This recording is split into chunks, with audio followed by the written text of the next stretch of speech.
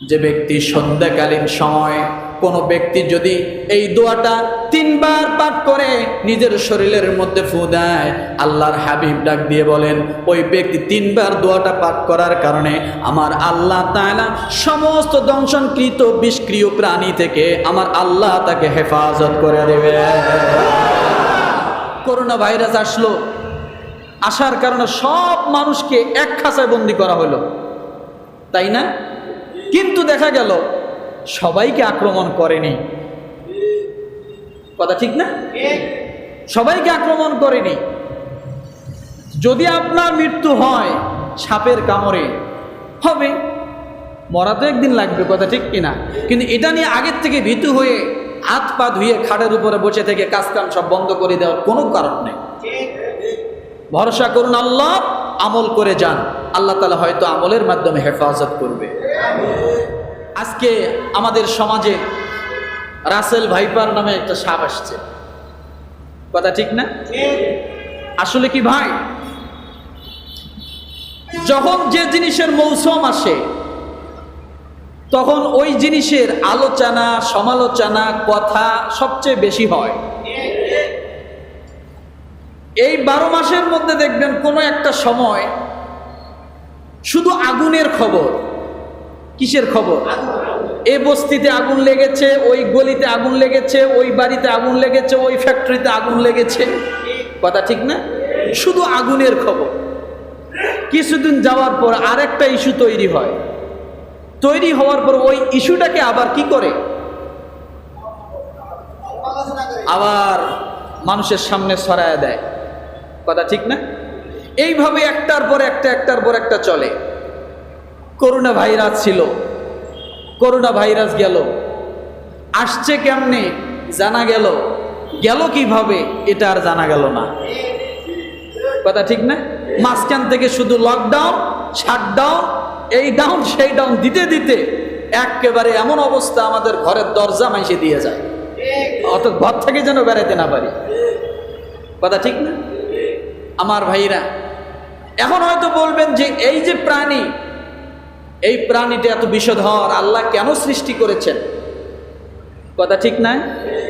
এই প্রাণী তো মানুষের ক্ষতি করে, মানুষকে কামড় দিলে মানুষ মারা যায়, এটা কেন আল্লাহ দিলেন, কেন সৃষ্টি করলেন? ওরে ভাই, এর ক্ষতি যত বড় এর উপকারটাও তত বড়।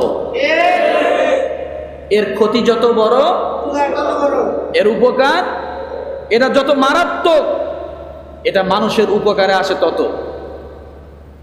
এটা শুধু ক্ষতির জন্য আসেনি। রব্বুল আলামিন বলেন আফা হাসিবতুম আন্নামা খালাকনাকুম আবাসাও ওয়া আন্নাকুম ইলাইনা লা তুরজাউন। সূরা মুমিনুন আপনি পড়ে দেখুন, আল্লাহ বলেন তোমরা মনে করো আমি খামাখা সব সৃষ্টি করেছি? না, আমি খামাখা কিছুই সৃষ্টি করিনি। তোমাদের দিব্যি চোখে হয়তো কোনো জিনিসের উপকার আসতে নাও পারে, কিন্তু যে জিনিসটা তোমার কাছে ক্ষতিকর তুমি সেটাকে নিয়ে রিসার্চ করো, দেখবে তোমার অগণিত কল্যাণ আমি আল্লাহ সেখানে রেখে দিয়েছি। যেমন 1 নম্বরে যদি আপনি রাসেল ভাইপার সম্পর্কে জানতে চান, বিভিন্ন ডাক্তারি ল্যাবদের কাছে চলে যান, ল্যাবের মধ্যে গেলে দেখতে পাবেন এই রাসেল ভাইপারের যে বিষ রয়েছে, ওই বিষের মধ্যে যে ওষুধ তৈরি হয়, হাজার হাজার ক্যান্সার রোগীর ওষুধ আল্লাহ তাআলা সেখানে রেখে দিয়েছে। ক্যান্সার রোগের জন্য আল্লাহ সে বিষকে নিয়ন্ত্রণ, সে বিষের ব্যবস্থা করেছে। আপনি 1 শিশি আতর কেনেন 100 টাকা দিয়ে, আপনি ওই আতরের ওই পরিমাণ শিশি দিয়ে যদি আপনি ওই পরিমাণ সাপের বিষ কিনতে যান, কোটি কোটি টাকা লাগবে। 1-2 টাকা না, 1-2 লাখ নয়, কোটি কোটি টাকা লাগবে। অতটুক পরিমাণ আপনি আতর যে পরিমাণ কিনেছেন, অতটুক পরিমাণ যদি আপনি সাপের বিষ কিনতে যান, তাহলে এত দামি আল্লাহ তাআলা সেখানে রেখে দিয়েছেন কেন? মানুষের উপকারের জন্য, কথা ঠিক না? আমার ভাইরা, এখন বলবেন হুজুর আতঙ্কে ভরে গেছি, রাতের বেলা ঘর থেকে বাহির হই না, ঘরের সমস্ত ফুটোগুলো বন্ধ করে দিয়েছি, তারপরও মনের মধ্যে আতঙ্ক, কিভাবে বাঁচবো, কিভাবে বাঁচবো, সাপের কামড় না জানি আমাকে সবল দেয়, কথা ঠিক কিনা?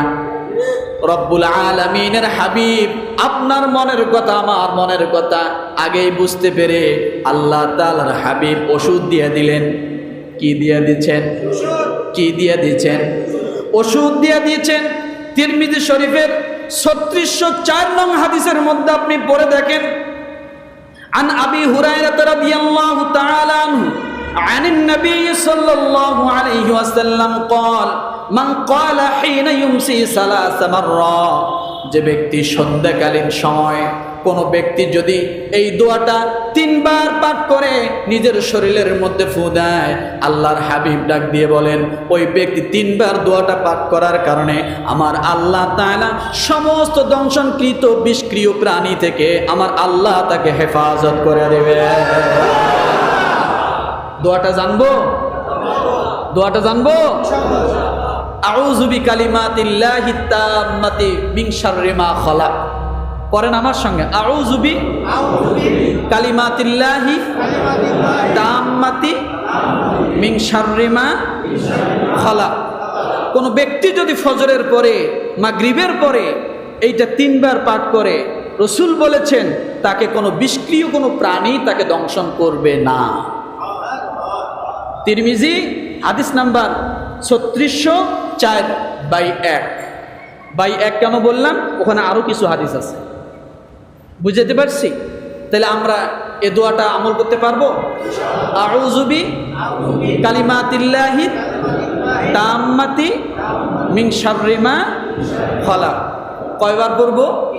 3 বার। করে দেখেন না, আমল এত ভীতু হওয়ার কিছু নাই। করোনা ভাইরাস আসলো, আসার কারণে সব মানুষকে এক খাঁচায় বন্দি করা হলো, তাই না? কিন্তু দেখা গেল সবাইকে আক্রমণ করেনি, কথা ঠিক না? সবাইকে আক্রমণ করেনি।